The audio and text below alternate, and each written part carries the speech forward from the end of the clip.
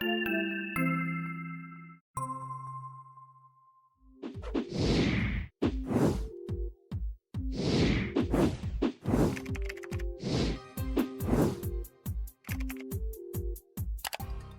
back, Richard. It's good to see you this morning. Good morning. How are you?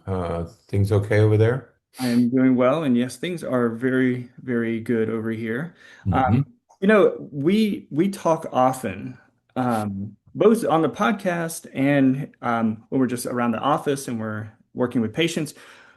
We talk about different strategies that people use to deal with things, different things that people do when they're trying to navigate life circumstances. And one of the things that we talk about very often is this idea of attribution theory. And I'm Right. excited that we're going to talk about that some today. We've talked about it before, but we're going to delve into it a little bit today. I'm excited about that. Yeah, we've talked about it, passing over it, but we've never really had a focus. And in a way, this is related to a podcast we did last month on self-regulation, the relationship between a feeling that is produced and the reaction to that feeling. And we stressed over and over again during those two podcasts that you encounter a situation that produces a feeling, and you don't have conscious control over that feeling.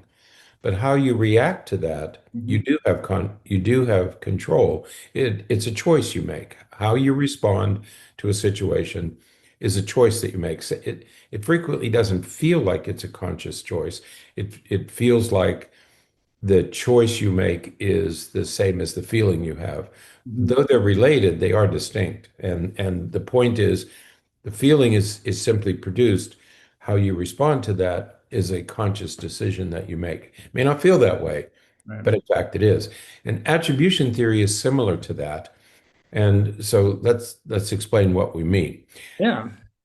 The Attribution theory is again, we use it often, and because it happens very often, where people will sort of look at how they perceive the causes of things that happen. So they will, as you were just saying, they will look at a situation and look at how they behaved, and they will sort of create this idea for why they behaved in that particular way, Mhm. um, and why maybe other people behaved in a particular way, and they will attribute those behaviors to something. That's right. Um, That's what attribution is. We attribute causation. We make an explanation based on our perception of what was happening. mhm. Yeah, and sometimes that can be referred to as making excuses.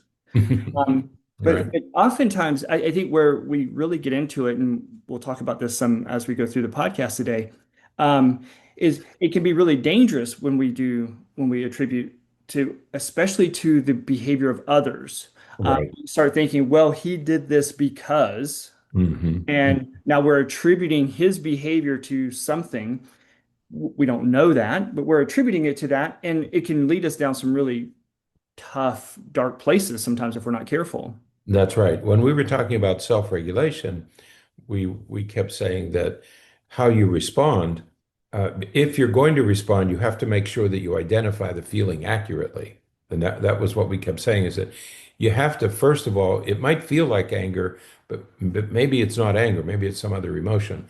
So we stress that when you're reacting, make sure that you're identifying the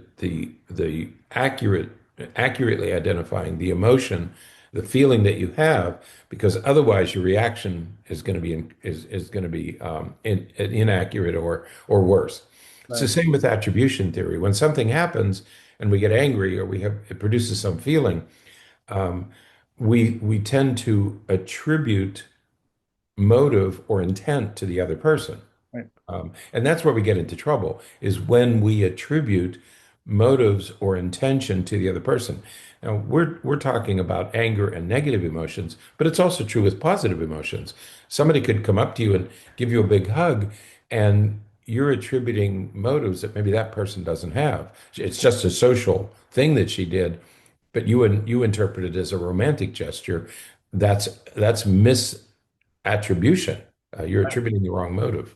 Right. And we see this a lot with parents because what will happen is parents will, Richard, I'm going to hopefully not trigger any PTSD for you here, but parents will come in and say, well, my kid does this every day just to make me mad. He does this just to push Right. the limits and just to try to get away with whatever, you know. Mhm. And again, that is the parent attributing some motive to the child. Now, the parent may be absolutely right, or the parent may be Absolutely. misattributing the behavior to some other purpose. And it leads you down very different paths of what to do about it and how to manage it. Um, a sort of a bedfellow, and we're not really going to go into it a whole lot in this podcast, but a bedfellow of attribution theory is confirmation bias. Right. Yeah, yeah. If we think that this is a bad kid, or this is a kid who has behavioral problems and has all these issues, it's going to be much easier to attribute his behavior to just being bad than Mhm. it is to, some other purpose or some other reason for the behavior. And so those two kind of go together sometimes, but attribution theory really can lead us down, or attributing others' behaviors to different things can lead us down some really tough places that make intervention and what strategies we use to deal with it, limited. That's right. And I think, we want to give some specific examples because you can see attribution theory at work across the lifespan. Right. And as you say, it can lead to some pretty dark places. I think one example is crying babies, especially an infant birth to about a year or so of age. Um, the infant starts crying in the middle of the night. Everybody's tired. The infant begins to cry. You Mhm. change her, you feed her, you comfort her in every way that you can, and the crying persists. At this point, it's like you're beginning to feel like this is manipulated, like the baby just manipulating. It just wants to, you know, take advantage of you because she wants to be with you. And this is her way of manipulating you, that you're being manipulated by the infant. That is, we attribute her behavior to manipulation. Right. So we take that step from the baby's crying, then we attribute the crying to something and we decide that it's manipulation. And, Well, an and then as infant, soon as you walk in, the baby stops crying. It's right, confirmation bias. Yep. See, she as soon as I walk in, she stopped crying. So that confirms that this is manipulation. She just wanted me to walk in. right. And yet we know, and there's some, not everybody, I know that not everybody will agree, but an infant doesn't have that capacity to manipulate. It's a cognitive structure that they don't yet possess. And so it's really not, it feels like, I get that. It feels like you're being manipulated, but it's really not manipulation. And that's where your attributions have to be accurate. Because if you assume it's manipulation, you're going to act on that and you're probably going to make the wrong decision. Okay. Let's take a 26-month-old, 2-year-old, terrible twos, terrible threes. What do you hear from them? You hear no. They say no. Okay. No, I don't want to do that. You attribute the no to defiance. Right. Most parents say, "Oh, okay, I gotta show this kid who's in charge." You attribute or you explain their their use of the word no to defiance. But is it really her intention to be defiant? And I would say it probably isn't, because what a 2-year-old is doing is they're developing the independence to do things on their own. Mhm. Now, you have already taught them the word no. You've been teaching them the word no since they could walk, because you're saying, no, no, no, don't do that. No, no, no, you can't touch that. No, no, no. So they know how to use the word no. They're simply using it the same way, saying, no, no, no, I'm going to do it myself. No, no, no, I don't want to do that. So they're not being defiant, they're simply exercising their independence. But if you treat it like defiance, you're probably going to be more punitive than you need to be. Right, absolutely. And as kids get older, we see it in different ways. So you take a 10-year-old who, you send him into his room to clean up, and his room looks like a tornado went off in there. And you go back 30 minutes later and he's playing video games. Yeah, the broom is the same, and Yeah. he's on his bed playing video games, right? And parents like, this is active disobedience. This Right. is, you know, but is it, did the kid get overwhelmed and not know where to start, what to do? Did is there some, some issues with ADHD where they get distracted? And I mean, video games are very attractive, Right. and so you start picking up a few things, and oh my gosh, there's my Switch. And so You um, pick up. I forgot that I was in the middle of doing this, 2 days ago, Right. and so let me get back to playing it. Right. Doesn't mean that they were being overtly, intentionally disobedient. It just Right. means that they got distracted sometimes. Right. That's right. Because kids that age get distracted. I mean, he picks up some clothes on his bed and there he is. There's the switch or there's Yeah. the controller. And he said, oh, yeah, man, I was right in the middle of it. Yeah, you're absolutely right.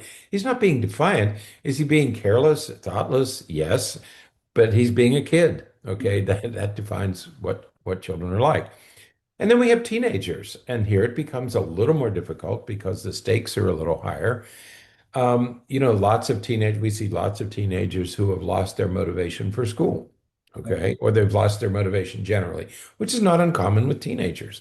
Um, they're not motivated to do their school assignments, they're not motivated to do chores at home, and the parents say, well, he's just lazy, okay. Frequently, they come in lazy.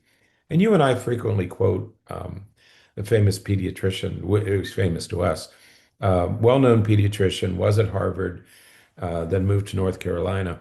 And his name is Mel Levine. And he wrote a wonderful book called The Myth of Laziness. And we frequently cite that book because kids are not lazy. They just don't want to do what we want them to do. They're quite motivated to do what they want to do. I mean, Absolutely. give me a teenager who's not motivated to go out with their friends or Mhm. who's not motivated to play video games across countries. No, they're highly motivated to do what they want to do. So they're not lazy. They're just not motivated to do what we want them to do. So, but if you attribute their behavior to laziness, how do you do? Then you say, well, how do I deal with laziness? Well, maybe you're not dealing with laziness.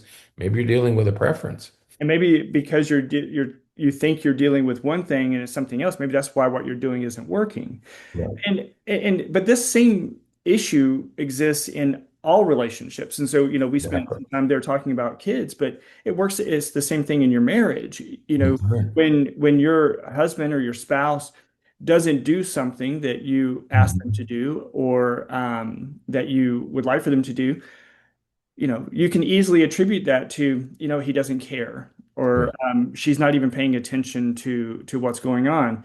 Mhm. And that it plants the seeds of distrust, of resentment, of all kinds of things because we are attributing some intent or some motive Mhm. behavior, and we don't know that that's what's really happening. And instead of communicating, instead of talking about it, Right. we tend to just attribute something and again leads us down some really difficult paths. Yeah, I think of this is I think, especially important in a marriage because, or in any relationship like that, any intimate romantic relationship.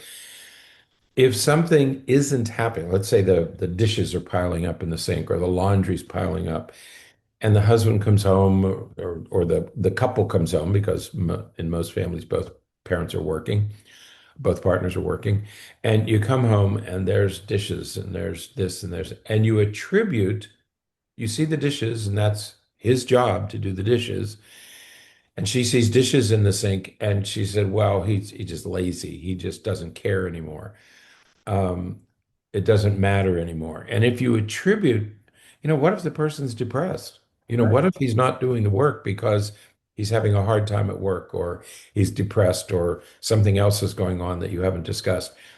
If you attribute if you make the wrong attribution, if you say, well, you're just being lazy or you just don't care about our relationship anymore, you're not taking care of me the way you used to, so you don't care about me anymore, you're going to act on you don't care about me anymore.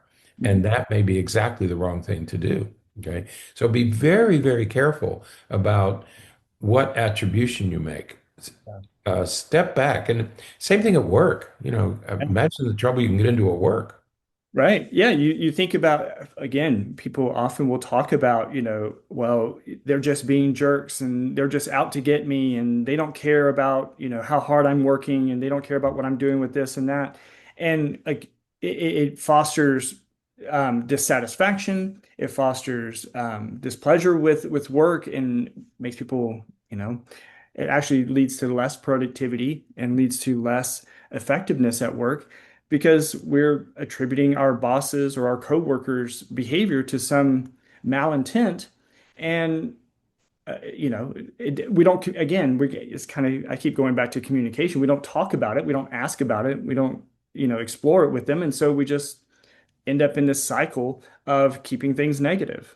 Right, right. And at work, I mean, you could make a catastrophic decision. Yeah. I mean, you could quit, or you could storm into your supervisor's office and begin ranting and raving when maybe your attribution was incorrect. Yeah. And so we need to be very, very careful about about about people saying and doing things, and then us attributing motive and intent to what they're saying and doing. And we must be absolutely sure, because remember that the situation is just created. It's just there. Something happened, somebody said something, and it produces this feeling. And then that's emotional. That's your limbic system. That's the subcortical structures in your brain reacting to perceived Mhm. threats or danger in your environment. Once you have that feeling, then you have to then your brain takes you to, what should I do about it? Mhm. And what your brain does is it makes an attribution. So, well, this is happening because of this. This person said this with this intention in mind. Right. That's an attribution. And that is a cognitive decision. And the problem with attribution is it's frequently incorrect. We're frequently wrong. Right. Yeah, because if you think about where those attributions come from, they come Mhm. from a couple of areas that really have nothing to do with what's immediately going on. That's right. We've used examples before in different contexts, talking about, if you ask a person a question, especially a question about emotion, some emotion or something, their response is going to be in some ways dependent on what's happening immediately, like right at that moment. Right. Just quickly, I use the example often of behavior questionnaires that we'll send to teachers to fill out about a particular kid.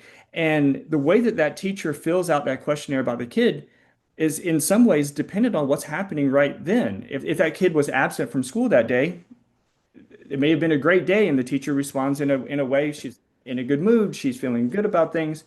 If she's feeling it out at the end of Friday of a really difficult week and the kid was there all week and really caused some problems and things like that, she's going to fill it out very differently. Mhm.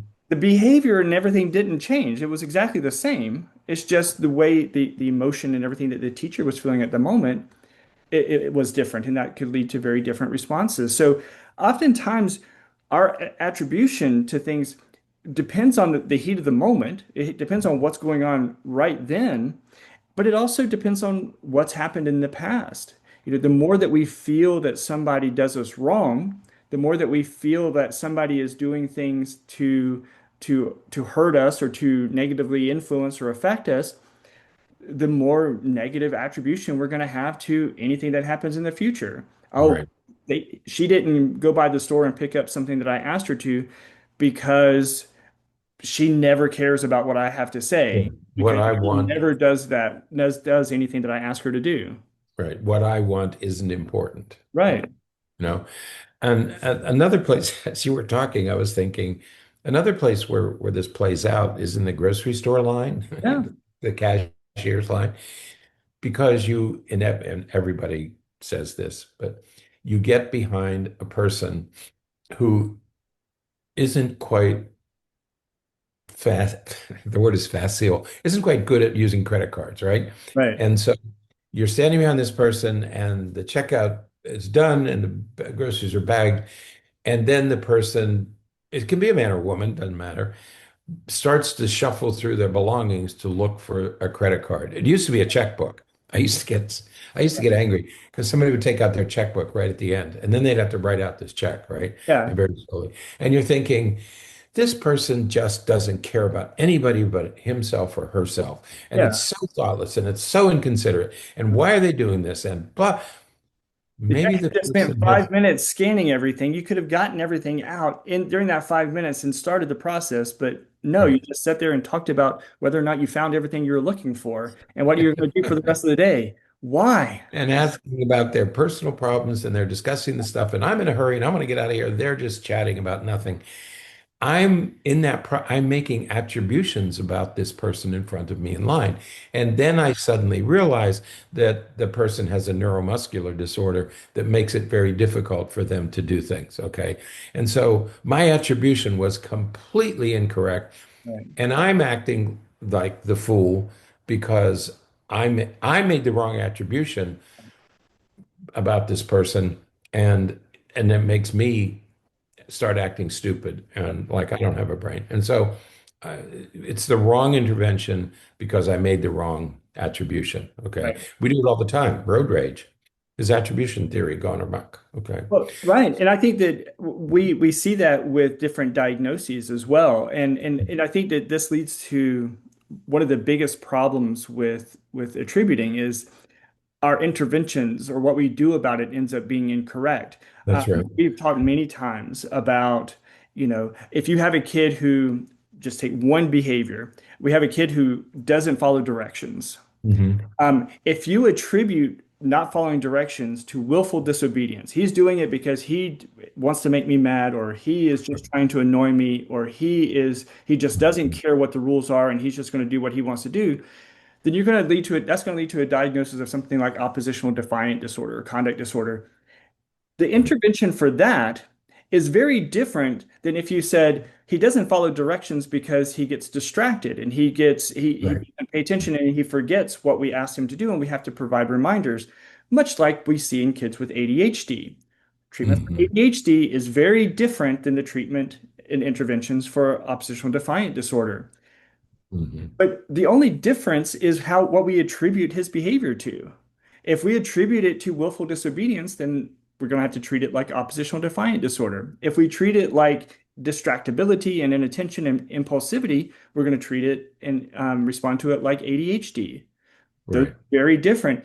And the intervention is only going to be effective if we're correct. Right. Right. Yeah, because what's the one of the most common things we deal with is parents bring their children in and they're not motivated. My Right. child isn't motivated to do anything. Decreased motivation has many different causes, and Right. you have to get it right. I mean, is she not motivated because she's smoking weed, or is she not motivated because she never learned the multiplication tables? Right. It's incumbent upon us, parents and other adults, to make sure we make the right decision. Okay, so be very, very careful about attribution. The problem with attribution is we typically make the decision in the heat of the moment. I Right. mean, road rage or at the grocery store line, or your child's playing video games instead of cleaning his room. And we typically make attributions when we're not thinking clearly, when we're angry, when we're aroused. The other thing is we cannot ever know the true intent of another person. At the very best, it's a guess. Okay, we're sort of doing some kind of calculus where we think this is what it is, but we can never know the precise intentions of another person. Mhm. So be very careful when you attribute a child's actions or words to some motive or intention because you're going to do the wrong intervention if Mhm. you get the attribution wrong. Right. And Yeah. this is how it's very similar to what we were talking about before with emotions, where you have a feeling and then you react to that feeling. But what was important and what we talked about in that previous podcast you mentioned a minute ago is that you have to first identify the feeling correctly. If you misidentify the feeling, Mhm. your behavior is going to be different. It's going to be wrong. Yeah. You're going to misinterpret a feeling that you have because your kid said something to you, and you're going to respond in anger instead of concern. Right. That's right. And Hmm. that's going to lead to problems. The same thing happens with attribution. If you try to think about or attribute the behavior to something and you don't have all the information, Right. you're going to respond in a way, or you're going to attribute the behavior to something that could lead to major problems. And it Right. could lead to really having a negative influence on your relationship with that person. Right. Yeah, when others test you, and they're not testing you on purpose, but they're acting and behaving as they're saying things and doing things that they want to do. They're not doing it against you. They're just behaving. They're just talking. They're just acting. Hmm. Be very careful that you step back. You know, you have to think about the real cause and not just respond in your elevated emotional state. Okay, you've been triggered. Remember, you've been triggered by this, by your child's behavior or your spouse's behavior. You've been triggered, so you're angry, you're aroused. Step away, Hmm. get your brain engaged, okay? Don't respond to the feeling, to the arousal that the other person created in you. Step back and think about the real cause, the real motivation, the real intention. And if you're not sure, don't do anything. Don't say anything. Right. You don't have to react. Well, and I think just to maybe folks need maybe a direct example. And this is something that I try to do with whether it's a kid or my kid or my partner or a friend or whoever. I've done it with work colleagues. If I see a behavior, or if they're talking to me in a particular way, or if they're saying particular things to me that is leading to some of those emotions, feelings, and I'm experiencing like, man, I really feel like this person is trying to provoke some type of response from me, or I feel like they're talking to me in a really Mhm. confrontational, negative way. Um, one of the things that I like to do is say, you know, hold can we pause just a minute? I I'm really getting the feeling that you're upset about something, or that I really feel like you're talking to me in a way that's it's really making me feel reactive. Right. Um, am I reading that right? Or am I getting that right? Is there something going on? Is there something else that I should know about? Because I don't want to react in a way that's wrong in this situation.